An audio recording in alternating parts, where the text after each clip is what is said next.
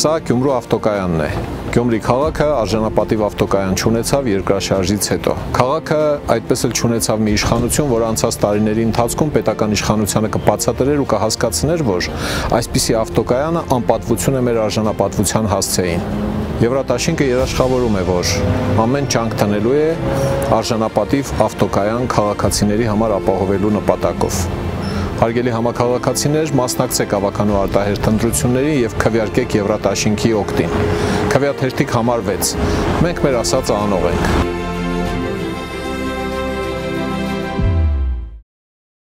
Քերծվածքակայուն, ջրադիմացկուն եւ հարվածակայուն լամինատների նշված տեսականին ձեռք բերեք իդեալ համակարգի խանութ սրահներից 1 քառակուսի մետրը սկսած ընդամենը 2450 դրամից։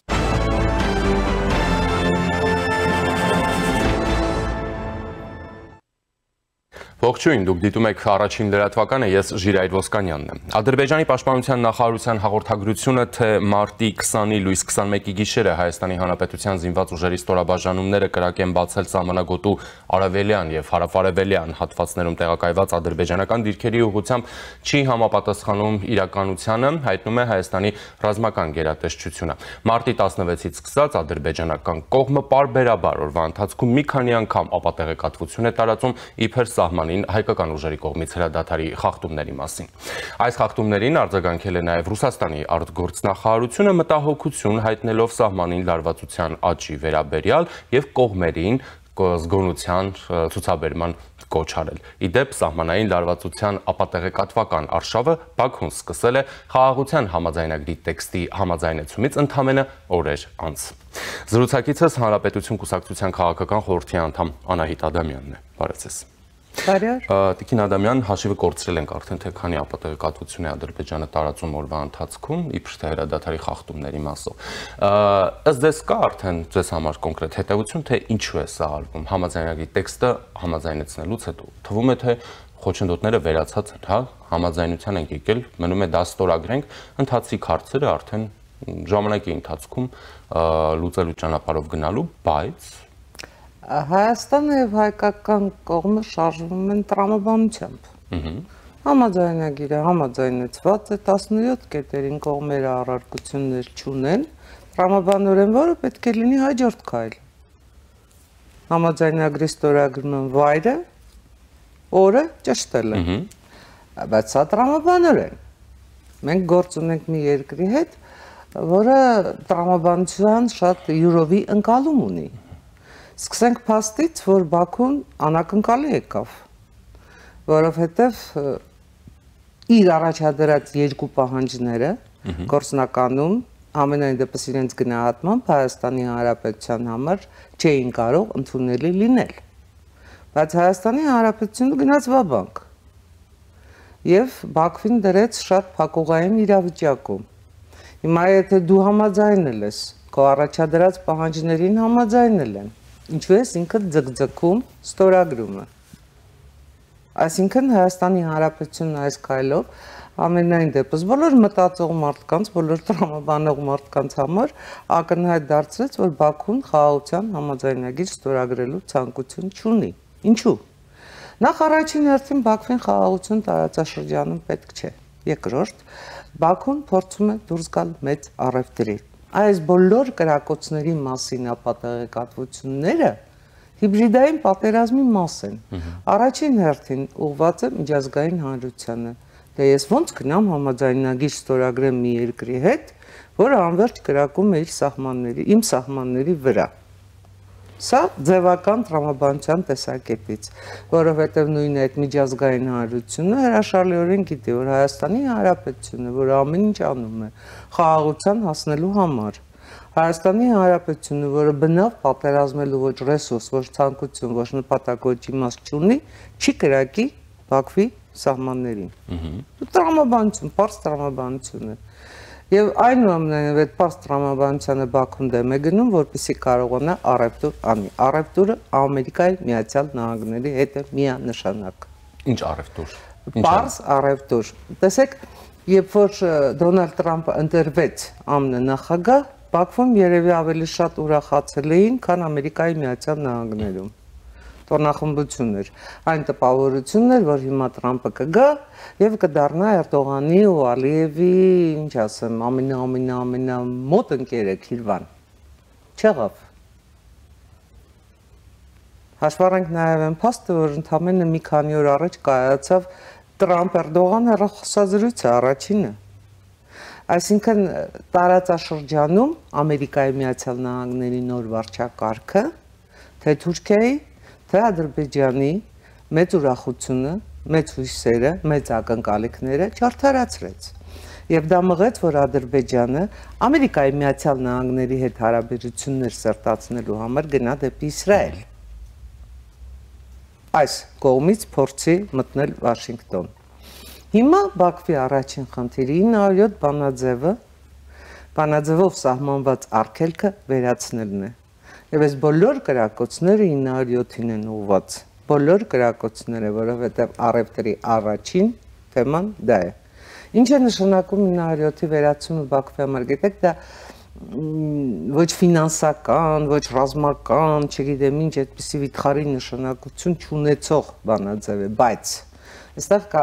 սկզբունքային բարոյական նշանակություն, եթե դու 907-ը վերացնում ես, դա նշանակում է, որ դու դուռ ես բացում,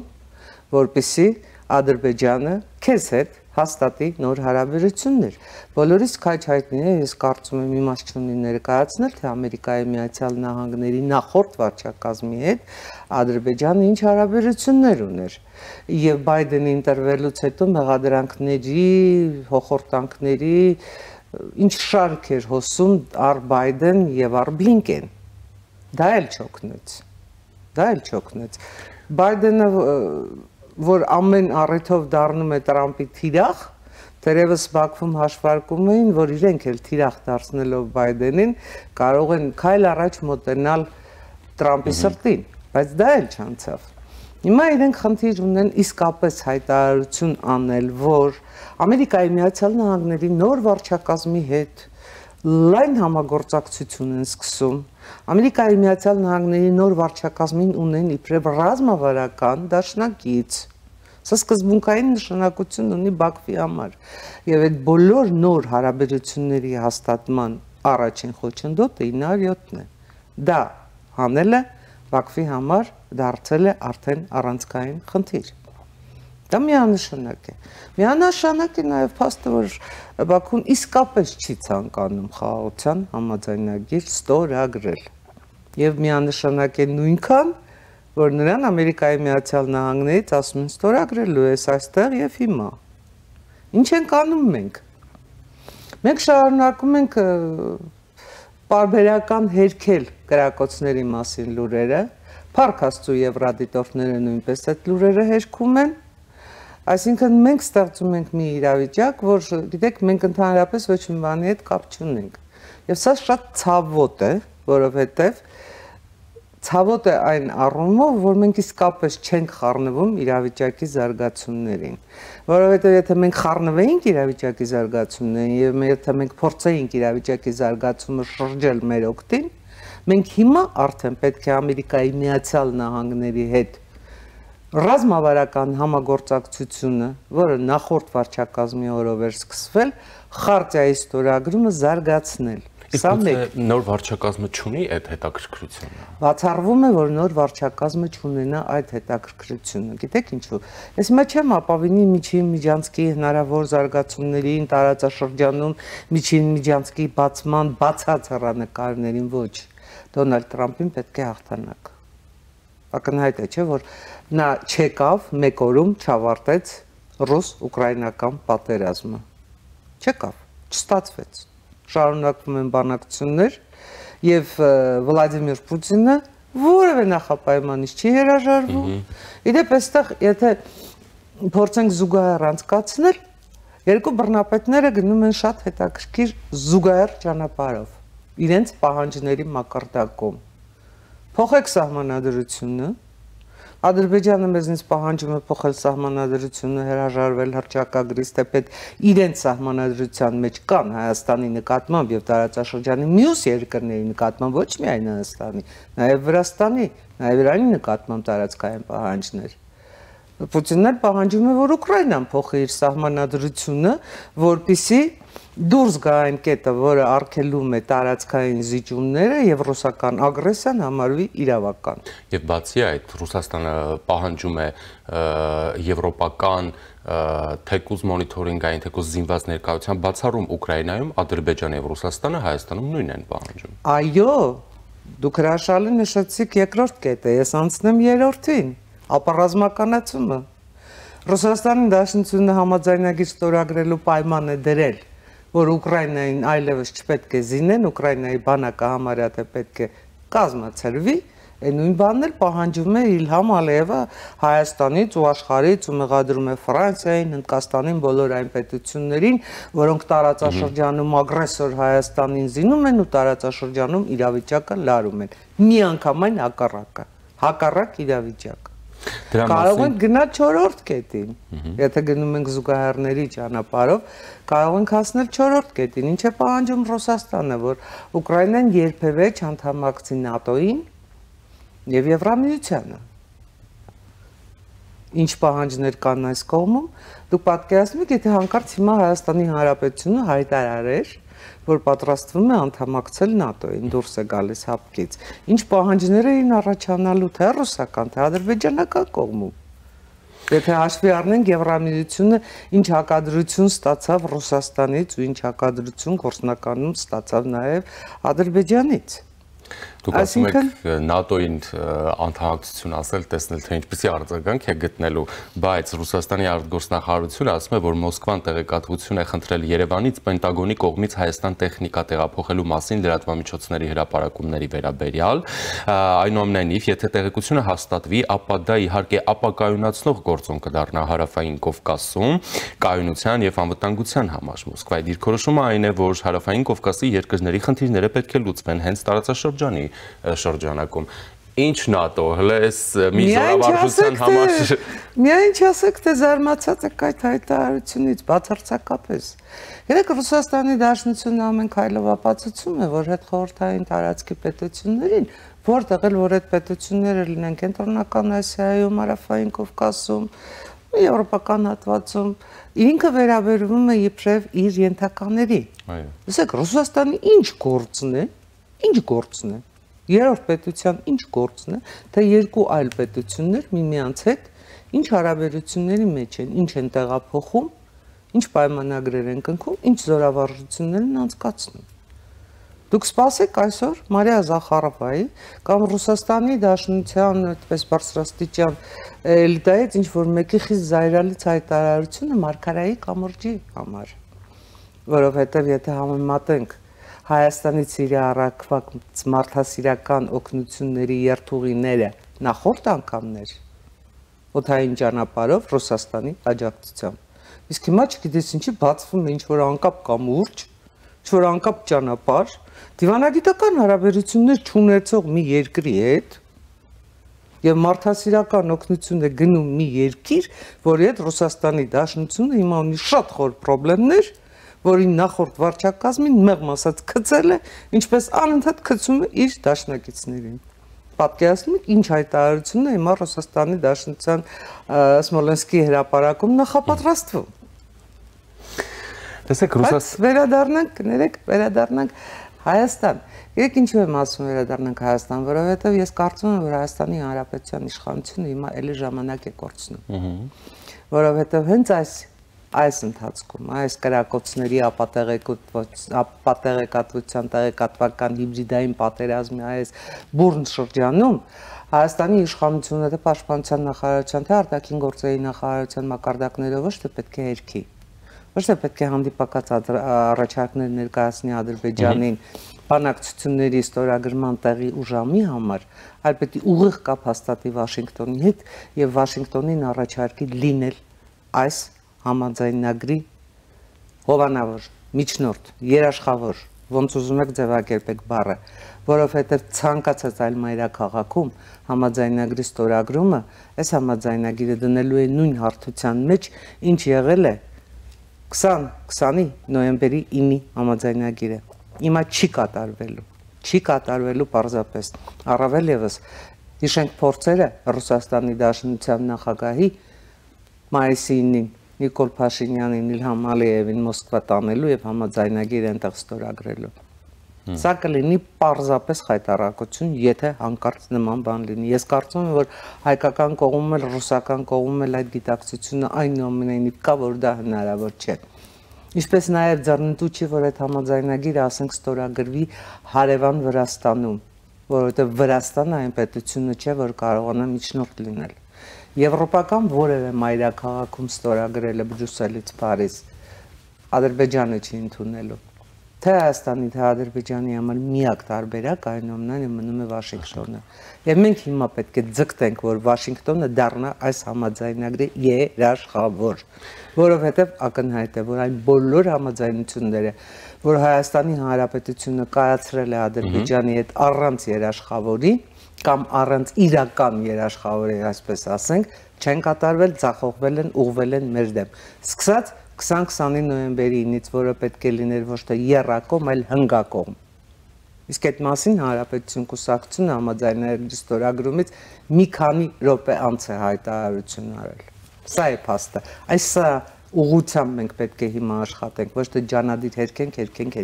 Է բոլորի համար էլ պարզ է, որ մենք չենք կրակում։ Մեր ինչին է պետք է կրակելը։ Այդ Իլհամ Ալիևն է դիվանագիտական կրակոցներ արձակում մեզ վրա իր նպատակներին հասնելու համար։ Տիկին Ադամյան,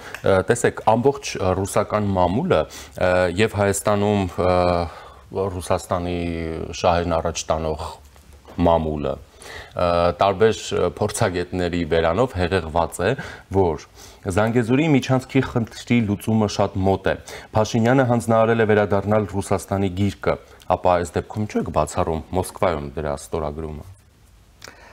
Որովհետև ես այդ մամուլին հավատում եմ ճիշտ այնքան, ինչքան հավատում եմ, որ այսօր հենց հիմա ձյունն է գալիս։ Գիտեք,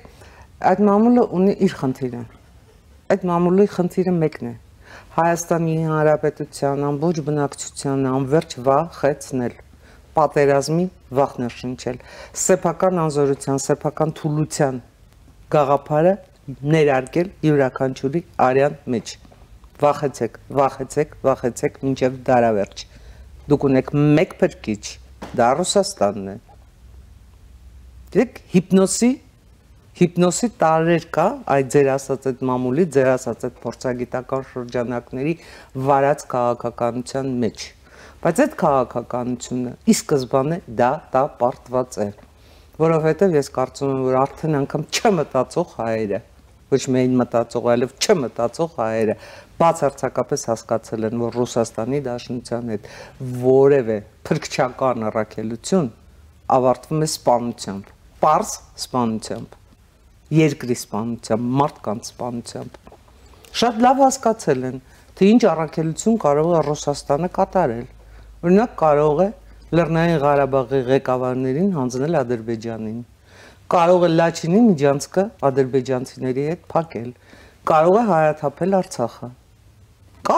կարողացավ, արեց։ Ինչի մասին է հիմա խոսքը։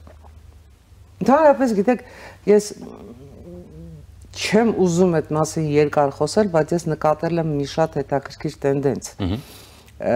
Թե լրագրողները, թե փորձագետները, թե նաև որոշ, ասենք, կուսակցական քաղաքական գործիչներ իրենց հրապարակումներում չեն առաջնորդվում պետության մասին պատկերացումներով։ Գիտեք, քաղաքական գործիչների առումով դա ընդունելի է, որտեղ յուրաքանչյուր քաղաքական գործիչ բնական է, որ պետք է իր կուսակցական շահը առաջ մղի, առավել ևս ընտրություններից 1 տարի առաջ։ Բայց փորձագիտական մակարդակում ես կարծում եմ դա ընդունելի է, որովհետև ցանկացած փորձագետի խնդիրը պետք է լինի ոչ թե ահ ու սարսափ ներշնչելը, այլ իրավիճակի ռեալ վերլուծությունը եւ այդ վերլուծությունից այնպիսի եզրակացություններ անելը, որոնք անխոտելի են, ամենայն դեպս անաչառ են, ոչ թե մարդկանց անթադ վախ ներշնչելը, պատերազմը անխուսափելի է, հիմա Տրամպը հրաման է արձակել, վաղը հարվածելու է Իրանին, դե պատկերացրեք ինչ եք անելու դուք, քիչ եք հանդիպել նման հրապարակումների օրվա լրահոսում։ Տիկին Ադամյան, փոփոխություն է պետք մտածողության մեջ, փոփոխություն է պետք խնդիրների մեջ։ Բոլորս էլ մեր առաջ պետք է այդ խնդիրը դնենք, լավ, մենք ինչ ենք անում պետության համար, Մենք ինչ ենք անում, որ գաղափարները գնան ու հասնեն ինչին վիճակագրական հային, գնան ու հասնեն մարդուն, գնան ու հասնեն քաղաքացու գիտակցությանը եւ այդ գիտակցության մեջ փոփոխություն անեն, որովհետեւ այնպես ինչպես մենք ապրել ենք մինչեւ 2018-ը, 2018-ից հետո առ այսօր, մեղմ ասած, ճիշտ չէ։ Ճիշտ չէ այն առումով, որ մենք միշտ թերագնահատել ենք մեր ունեցածը, մենք միշտ թերագնահատել ենք մեր ռեսուրսները եւ մենք շարունակել ենք ապավինել դրսից ինչ-որ մեկի աջակցությանը։ Բայց մենք պետք է ընդունենք, որ Հայաստանի Հանրապետության անվտանգության թիվ 1 երաշխավորը Հայաստանի Հանրապետության ազգային բանակն է։ Միանշանակ։ Եվ մենք պետք է ընդունենք, որ անվտանգությունը համակարգ է, համակարգ։ Այդ համակարգը կառուցելու համար մեզ պետք են իրական դաշնակիցներ։ Այդ համակարգը կառուցելու համար, էներգետիկ անվտանգության համար, պարենային անվտանգության համար, տնտեսության զարգացման, տնտեսության դիվերսիֆիկացիայի, վերջին հաշվով երկիսը Ռուսաստանի ճիրաններից, ռուսական մոնոպոլիաներից ազատելու համար, իրական տնտեսական դիվերսիֆիկացիայի համար,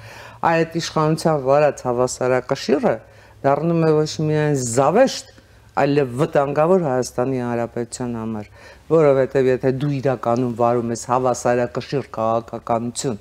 այն պարագայում, երբ քո երկրում ոչինչ հավասար հնարավորությունների հավասարության դաշտում դրված չէ,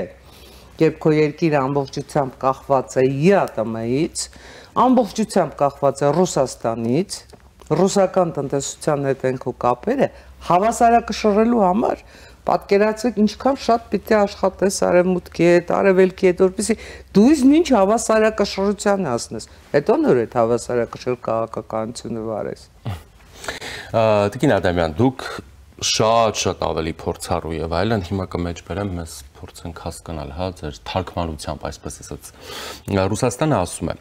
Ռուսաստանը մտահոգված է հայ-ադրբեջանական սահմանին լարվածության աճին մասին լուրերով եւ Մոսկվան գործընկերներին կոչ է անում զսպվածություն ցուցաբերել ու խուսափել գործողություններից, որոնք կարող են հանգեցնել իրավիճակի սրման, պատրաստ է նաեւ Խովայևին ուղարկել Երևան եւ Բաքու։ Նախ, Ռուսաստանը ջատագովն է Մինսկի խմբի լուծարման, այդ Մինսկի խմբում Ռուսաստանի բանագնաց Խովայևին ինչու է ուղարկում այս դեպքում, եւ հետո ինչ է նշանակում մտահոգված է հայ-ադրբեջանական սահմանին լարվածության աճի մասին լուրերով, այսինքն ռուսական կողմը Հայաստանի ռազմավարական դաշնակիցը, հապկում Հայաստանի դաշնակիցը հավատում եւ ընդունում է Ադրբեջանի ապատեղեկատվությունները, որ Հայաստանը կրակում է Ադրբեջանի ուղղությամբ։ Հավատացեք, այստեղ ընդհանրապես փորձառություն պետք չի հասկանալու համար, որ այդ կրակոցների որոշումը կայացվում է ոչ միայն Բաքվում, այլև Մոսկվայում։ Եվ բնականաբար Ռուսաստանի Դաշնությունը կողմերին պետք է զսպվածության կոչ անի։ Հավատացեք նաև, որ Ռուսաստանի Դաշնությունը շատ լավ հասկանում է, որ իր այն դիրքորոշումը, որ հայ-ադրբեջանական խաղաղության հաստատում, դիվանագիտական հարաբերությունների ընդհանրապես տարածաշրջանում որևէ հարաբերություն Հայաստանի Ադրբեջանի միջև պետք է ընթանա սակրալ ճանապարհով 2023-ի որոշումներ։ Խովայևին չպատրաստ են Լավրովին էլ ուղարկել, որը այսօր դարձավ 75 տարեկան։ Նրանք ամեն ինչ պատրաստ են անել ստեղծելու պատրանք, գոնե իրենց համար ստեղծելու պատրանք, որ Հայաստանի եւ Ադրբեջանի միջև հարաբերությունների կարգավորումը կամ Հայաստանի եւ Ադրբեջանի միջև ընդհանրապես որևէ հարաբերություն գտնվում է իրենց վերահսկողության տակ։ Դա շատ մեծ միֆ է։ Համենայն դեպս միֆ, որ իրենք ստեղծել են խաբելու ոչ միայն իրենց, այլև մեզ։ Մեր 5-րդ Շարասյանը մեր Կրեմլի վկաներին ներշնչելու գաղափար, թե իրենք դեռ պետք են, իրենք դեռ կարող են իրավիճակ փոխել, իրենք դեռ ինչ-որ բան արժեն, ու իրենց դեռ կարող են դրա համար վճարել, չի լինելու նման բան։ Չի լինելու, որովհետև վաղուց արդեն բոլորը հասկանում են, ով ինչ է ուզում, ով ուր է տանում Հայաստանը, ով ում միջոցով փորձում է Հայաստանում իրավիճակ փոխել, հնարավոր չի դա։ 2026-ին այս բոլորը, այս ամեն ինչը գործնականում 2026-ի նախապատրաստությունն է։ Այս բոլոր կուսակցությունների ռեբրենդինգը, տարբեր տեսակետների բյուրեղացումը, ինչու ոչ նաև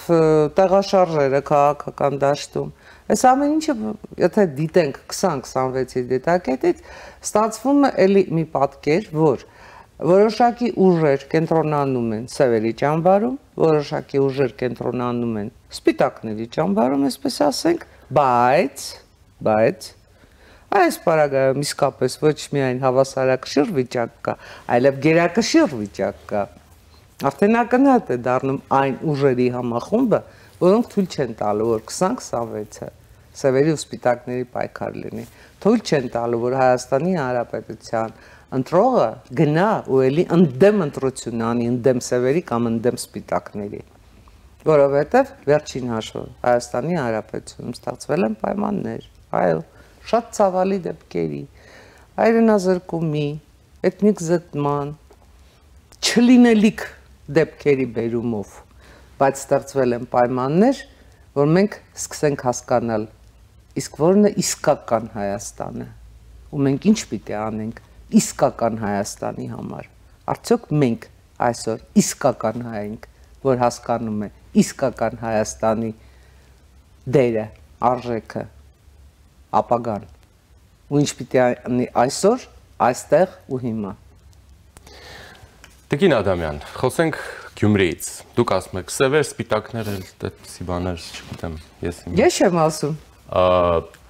Հետևում եք Գյումրիի քարոզարշավին, տեսնում եք այդ ատելության խոսքի չափաբաժինը, ասում են ով ընտրի քաղաքացիական պայմանագրին թուրք ու ադրբեջանցի է, քաղաքացիական պայմանագիրը նրանց ասում է դուք կրիմինալ թալանչի, հանցագործ, կեղեքած, սպանած, թալանած, եսի մինչեր եք, Բոլոր 7 մահացու մեղքերը կարող են վերագրել։ Ու այս երկուսի, մասնավորապես ԿՓ-ի տեխնացու Սարիկ Մինասյան եւ նախկին քաղաքապետ Վարդան Ղուկասյան, որոնք հիմնական այսպես դերակատարներն են այդ ատելության խոսքի գեներացման, դե այնտեղ էլի կան տեխնացուներ իհարկե, միայն նրանք չեն։ Հետևաբար այս ամեն ինչը, հա, այսպես տեսնելով, ինչու՞ն է կանում, եթե կարելի է այսպես ասել, երրորդ ուժի արկայության գործոնը, որը այս ամեն ինչից դուրս է։ Նախ ոչ նախկին է, ոչ ներկա է, ոչ հիմա կառավարում է, ոչ կառավարել է այդ համայնքը, եւ երկրորդը, որը որևէ ձևով այդ ատելության մեջ որևէ կաթիլ չի ավելացնում։ Ես կարծում եմ, որ սկզբանե Գյումրիի ընտրություններին վերագրվեց շատ մեծ քաղաքական նշանակություն։ Մենք կարծես թե ունենք առանձին Գյումրի պետություն, Գյումրիի հանրապետություն, այսպես ասած, որտեղ ընտրում ենք իշխանություն։ Բայց եկեք հիշենք, որ դրանք տեղական ինքնակառավարման մարմինների ընտրություններ են։ Եվ ես վստահ եմ, էլի, որ եթե այդ ընտրությունները լինեին ոչ թե 2025-ին, այլ 2022-ին, նույնիսկ 2023-ին, այսքան չէին բևեռացվելու։ Չգիտես ինչու թե իշխանությունը որոշեց, որ Գյումրին իր համար հաղթական մեկնագետ է լինելու 2026-ից առաջ, թե ձեր ասած, այսպես նախկինների համախումբը որոշեց, որ Գյումրին իր համար է մեկնագետ լինելու վերադարձի համար, փառահեղ վերադարձի համար, ու բոլորը մոռացան Գյումրեցուն, ընդունեք այդ փաստը, մոռացան Գյումրեցուն, մոռացան Գյումրին, ու մտան միմյանց հետ պայքարի, միմյանց դեմ պայքարի։ Ինչ կապ ունի այստեղ Գյումրին ու գյումրեցին։ Ով է ուղղակի խոսում Գյումրիի խնդիրների մասին, տեղական ինքնակառավարման մակարդակում լուծելիք խնդիրների մասին, եւ ով է այդ խնդիրների լուծումներ առաջադրում, կոնկրետ լուծումներ։ Քվեաթերթի կամար 6 Լևոն Բարսեղյան, Եվրադաշինք։ Գիտեք, մենք չենք կարծում, ես այնուամենայնիվ ուզում եմ դա պնդել, մենք չենք կարծում, որ Գյումրիի ընտրությունը այդպես շատ լուրջ, գերկարևոր քաղաքական ընտրություն է, որ Գյումրին առանձին պետություն է պետության մեջ։ Ոչ, Գյումրին Հայաստանի երկրորդ քաղաքն է։ Գյումրին գերկարևոր քաղաք է։ Գյումրին ամենա, ինչ ասեմ, պատմական քաղաքն է թերևս Երևանից հետո, ու Գյումրիի փողոցները, Գյումրիի պատմամշակութային արժեքները, Գյումրիի ողջ ներուժը շատ կարևոր նշանակություն ունեն, բայց չմոռանանք, որ Գյումրին Հայաստանը չէ։ Եվ այսպես կենտրոնացնել ամեն ինչ Գյումրիում հաղթեցինք, հաղթել ենք, Գյումրիում պարտվեցինք, պարտվել ենք, բացարձակապես սխալ է։ Բացարձակապես սխալ է, չի կարելի այդքան անտեսել, արհամարել գյումրեցիներին, սեփական շահերը պարտադրել գյումրեցիներին։ Գյումրեցին փառք Աստծո, այնքան գիտակից է, այնքան հասկանում է այս ամեն ինչը, այնքան սեփական խնդիրները ունի, որ ես վստահ եմ Գյումրին կգնա ու կընտրի այն մարդուն, որը իր խնդիրները լուծելու համար է, ոչ թե այն մարդուն, որը Գյումրին դիտում է իր համար ցածկահարթակ դեպի իշխանություն հերթական ցածկի համար։ Դա մեղմ ասած աններելի է, անթույլատրելի է ու անբարո է։ Եկեք Գյումրին չվերածենք, հա, իշխանական գզվռտոցի, թե ներիշխանական, թե միջիշխանական գզվռտոցի։ Դե արդեն վերածվել է։ Սխալ է, սխալ է, և գյումրեցին իր ընտրությամբ պետք է գնա ու դա ցույց տա, որ ինքը դա հերքեց, մերժեց, չհամաձայնեց դրա հետ, գնաց ու ընտրեց իր խնդիրները լուծողին։ Իսկ եթե կգտնվեն, ասենք, գյումրեցիներ, որոնք կգնան էլի, օդից փող համակարգով, ինչ ասեմ, թաղի տղեկի համակարգով, լավ գիտենք այդ կլանային, միջկլանային, ներկլանային կապերը, կգնա ու այդպիսի քաղաք իր համար ավագանի ու քաղաքապետ կընտրի։ Հավատացեք, կա շատ հին իմաստություն, յուրաքանչյուր ժողովուրդ արժանի է իր իշխանությանը։ Օդից փող, թաղի տղերք, վախ, չգիտեմ, հեղինակություն, նայած ով ինչով կառաջնորդվի, թուրք, բայց որքան էլ մենք գործ ունենք տեղական ինքնակառավարման մարմնի հետ, նույն Եվրադաշինքի մասնակցությունը որոշակի, այսպես ասենք, նաև համապետական, հա, որոշակի շղարշ է հաղորդում այս ընտրություններին, հաշվի առնելով, որ օրինակ ամսի 25-ին էլ Խորհրդանի քարոզյան նիստեր է մտնում Հայաստանի Եվրամիության անդամակցելու գործընթացի մեկնարկի մասին օրենքի նախագիծը երրորդ ընթերցման եւ եթե ընդունվում է արդեն նա դառնում է օրենք։ Մենք հիշում ենք թե ինչպես է ձևավորվել Եվրադաշինքը, հա, որտեղից են ակունքները գալիս, Եվրակֆեն հայտնի եւ հետեւաբար Գյումրին Հայաստանի, այսպես ասենք, միակ քաղաքն է, որտեղ նույն ռուսական զինված կոնկրետ շատ ներկայություն կա, այնտեղ կա ռազմաբազա, զորամասեր եւ այլն։ Եվ Պերմիակովներ։ Այո։ Եվ այստեղ կարևոր է, չէ, որ նաեւ հենց եթե Գյումրիում քաղաքացին գնում է եւ քվեարկում է, իր այդ մի քվեի նշանակությունը շատ ավելի մեծ կարևորություն ունի, շատ ավելի գաղափարական իմաստով խորքային շերտեր ունի, շատ ավելի վերաբերում է նաև ամբողջ Հայաստանին, հա, հաշվի առնելով այս գործընթացների Խորհրդանում, Գյումրիում զուգընթաց, որ տեղի են ունենում եւ առհասարակ օրակարգը, որ շրջանառվում է արդեն տևական ժամանակ մեր հանրության կողմից եւ դրա նկատմամբ հանրության սպասելիքները մենք չենք կարող համենայն դեպս այս ամեն ինչի մասին ոչ 2018-ից հետո խոսել այնպես ինչպես հիմա խոսվում է եւ առարկայանում է, ոչ 19-ին, ոչ 20-ին, 21-ին, 22-ին, հիմա բան է փոխվել։ Պարոն Օսկանյան, Եվրադաշինքի Գյումրիի ավագանու ընտրություններին մասնակցելը քաղաքակրթական շերտ ավելացրեց Գյումրիում։ Գյումրեցուն գնացինք ու ասացինք դու ունես իրական ընտրություն։ Սա իսկապես քաղաքակրթական փոփոխություն էր։ Սա նշանակում էր, որ դու այլևս ընտրություն չես անում թաղի ավելի լավ, ավելի շատ ավելի լավ տղեկի միջև։ Թաղային ընտրությունից թաղային փողոցային ավելի ճիշտ էսպես ասած, փողոցային հեղինակությունների ռանգի մակարդակի գրպանի եւ այլնի մեջ ընտրությունից վերածեց իսկապես ընտրության մեծատառով հնարավորություն տվեց, շանս տվեց այդ ընտրության։ Եվ դա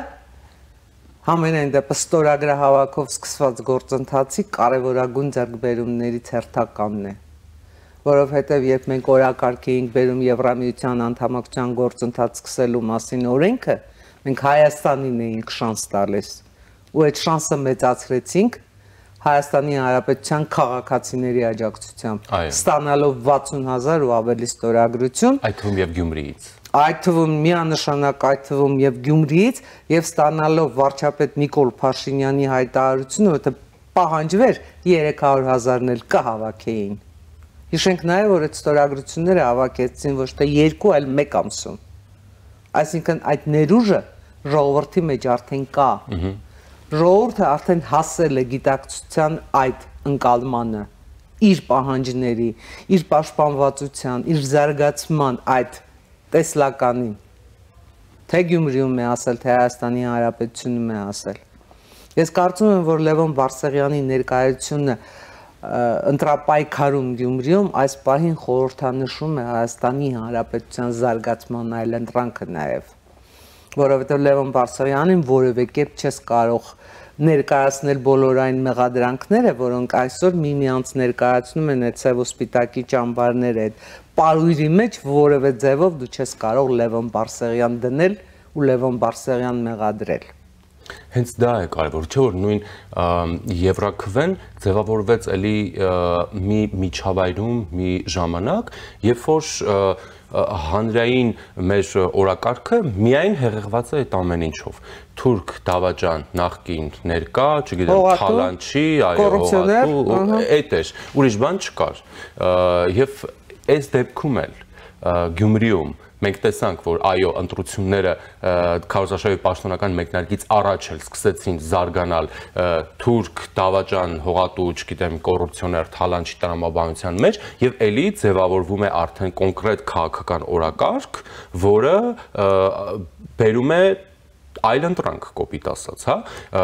որի շուրջ կարելի է մտքեր փոխանակել, որի շուրջ կարելի է բանավիճել, խոսել, ունենալ իհարկե անհամաձայնություններ, բայց դա առարկայական եւ շատ կոնկրետ օրակարգ է, որը հետեւաբար նաեւ ենթադրում է շատ առարկայական հարցադրումներ, պատասխաններ, լուծումներ, ճանապարհային քարտեզ, աշխատանք, ոչ թե ասել թուրք, չգիտեմ, դավաճան, հողատու, Թալանչի ու դրանով ամեն ինչ վերջացավ, որի մեջ ոչ կա պատասխանատվություն, ոչ աշխատանք, ոչ հեռանկար, ոչ ճանապարհային քարտեզ, ոչ պատասխանատվություն։ Այո։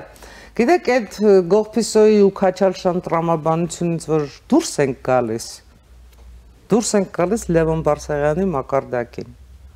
Որովհետև առ այսօր ես ինչքան հետևել եմ ընտրարշավի այդ զիգզակներին, բռնեմ բաց թողումներից սկսած վերջացրած միմյանց հետ փոխհարաբերություններում էլ երգչական, դերասանական, եսի ինչ դրսևորումներին, Լևոն Բարսեղյան միակ ստապ Գյումրիի մասին մտածող տեխնացուն է դառնում։ Ճիշտ, օրակարգ փոխող տեխնացուն, օրակարգ, այդ ձեր նշած հանգամանքը գերկարևոր էր, օրակարգ է փոխում Լևոն Բարսեղյանը, Եվրադաշինքը այսօր Գյումրիում օրակարգ է փոխում, գուցե գյումրեցիների համար էլ անակնկալ, ինչպես Հայաստանի Հանրապետությունում օրակարգ փոխեց ստորագրահավաքը, մենք դարձել ենք օրակարգ փոխող ուժ, ոչ միայն օրակարգ փոխող, այլև լուծումներ բերող, որովհետև օրակարգ փոխելը ընդամենը առաջին քայլն է։ Մենք մերժում ենք այդ շինծու օրակարգերը, որոնք պարտադրվում են մեզ հիբրիդային պատերազմների շրջանակներում, մեր շատ այսպես ասած ջերմ բարեկամներից ու իրական թշնամիների կողմից, եւ մենք առաջադրում ենք մեր օրակարգը։ Ու մեր հաղթանակի գրավականը այն է, որ մենք ոչ միայն այսպես շարժում ենք ստեղծում, այլև լուծում ենք բերում, կոնկրետ լուծում ենք բերում։ Մենք առաջարկում ենք, ինչ պետք է անել Գյումրիում։ Լևոն Բարսեղյանի հոլովակները փայլուն են։ Կոնկրետ մարդը ասում է, ինչ պետք է անել Գյումրիում։ Ես չեմ տեսել որևէ տեխնացուի նման հոլովակ։ Չեմ տեսել, որ որևէ տեխնացու իր խնդիրները այդպես ներկայացնի։ Իրենց պայծառ անձը պանծացնելուց բացի Գյումրեցու մասին մտածող շատ քիչ երևի դրսևորումներ են եղել։ Բայց դա դնենք մի կողմ, դուք հիշատակեցիք, որ հաջորդ շաբաթ խորհրդարանում քննարկվելու է երկրորդ ընթերցմամբ քննարկվելու է Հայաստանի Հանրապետության Եվրամիության անդամակցության գործընթաց սկսելու մասին օրինագիծը։ Ես կարծում եմ, որ օրինագիծը ընդունվելու է։ Եվ այդ օրինագծի ընդունումը լինելու է հերթական պաշտպանական վահանը, որ Եվրաքվեի ուժերը Հայաստանի Հանրապետության համար ստեղծում են։ Լինելու է այն ցածկահարթակը, որ մենք դնում ենք ամբողջ ժողովրդի առաջ ու ասում ենք մի քայլ բարձրացեք վերև, դուք արժանի եք դրան, այդ դա է լինելու, դա լինելու է այն քայլը, որով մենք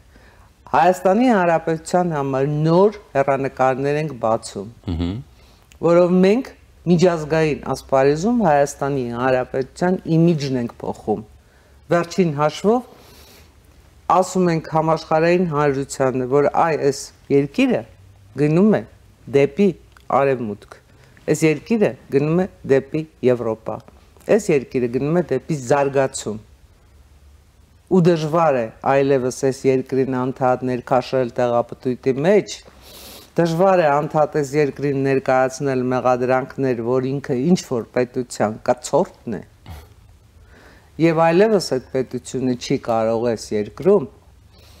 տարբեր գործիչների միջոցով, հիբրիդային խաղեր տալով, շարունակել են ջանքերը, որոնց նպատակը Հայաստանը Թաթարստան դարձնելն էր, և վերջին հաշվով հերիք է, այդ մեղրու միջանցքի սպառնալիքով հերիք է ամբողջ հանրությանը առավոտից երեկո ահաբեկեք, հայտարարեք հեսա պատերազմը սկսվելու է, որովհետև Թուրքիան է վերցնելու միջանցքը, Ադրբեջանն է վերցնելու միջանցքը, Ռուսաստանն է վերցնելու միջանցքը, մենք տալու ենք միջանցքը, մենք ծախել ենք, մենք չգիտեմ ինչ ենք արել, դա բավարար է չէ այսքան ժամանակը համոզվելու, որ Հայաստանի Հանրապետությունն այդ միջանցքը միջանցքային տրամաբանության մեջ որևէ մեկին չի տալու։ Ես կարծում եմ, որ բավարար է այս ընթացքը համոզվելու, որ մենք կողմ ենք խաղաղության եւ մենք կողմ ենք ճանապարհային հաղորդակցության բացման։ Եվ այդ օրինագծի ընդունումով մենք եւս մի քայլ առաջ ենք գնում թե հաղորդակցուղիների հաստատման, թե զարգացման տնտեսական ծրագրերի հաստատման։ Սա ռեալ ընթացք է։ Գուցե առաջին հայացքից այս ամեն ինչը այդքան հստակ չի երևում, բայց սա ռեալ ընթացք է։ Եվ այդ ռեալ ընթացքին իշխանությանը մղում են հենց Եվրադաշինքի ուժերը։ Կարծում եմ, որ ժողովուրդը դա տեսնում է, հասկանում է ու պիտի գնահատի։ Շնորհակալ եմ։ Զրուցակիցս Հանրապետություն կուսակցության քաղաքական խորհրդի անդամ Անահիտ Ադամյանն էր։ Ես Ժիրայր Ոսկանյանն եմ, մնացեք Առաջինի հետ։